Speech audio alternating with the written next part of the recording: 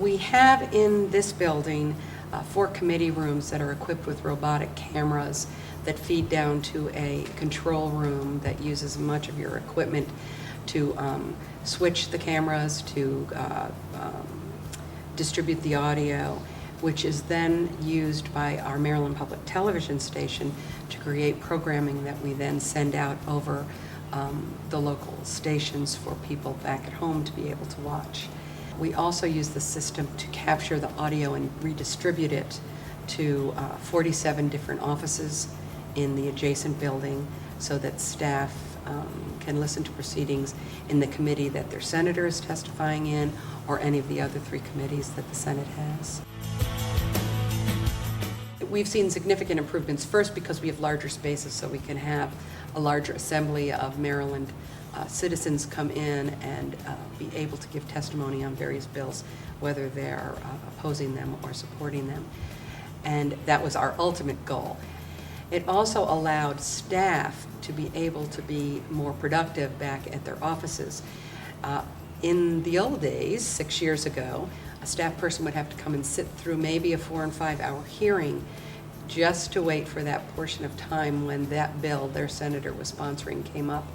Now they can stay at their desk and be completely productive, be listening to the proceedings through the system in their office, and know when their bill is coming up and either just stop their work and pay attention to it through the audio, or get up from their desk and walk over to the committee room and sit in and be supportive to their senator. So it's been much more efficient in that way. In addition, it has allowed the other house, the House of Delegates, to be aware of what was going on in the Senate, so that when a similar bill is being presented in that house, they already know what kind of testimony is being given, what kind of questions are being asked, how they might need to improve their testimony or expand their testimony or get answers to questions that are presented, so that the next time that the bill is presented, it's more efficient and effective, and it allows us to progress through the legislative process much more quickly. The AMX system is very easy to use. We have not had to have training for people to listen to it at all. We put a touch panel on, a button panel on their walls in their offices and labeled it, and when they want to hear the Budget and Taxation Committee hearings, they push that button and they're tuned in. They can listen to the Senate hearings or any of the 4 committees. We've had great support from our vendor, American Amplifier. They've been willing to come down and train staff and troubleshoot whenever we've had issues, which have been very few. And the staff, while initially reticent about making change, has come to the point that they've really embraced the new system. People who come to testify before the Senate committees are so pleased not to have to be bringing poster boards under their arms that they have to be holding up, or snapshots that they have to pass around for the senators to look at, and they can use the expansive system that we have to make a real up-to-date professional presentation. The primary benefit of the AMX system is that it allows us to give the people of Maryland quicker and more expansive access to what the legislature is doing in Annapolis.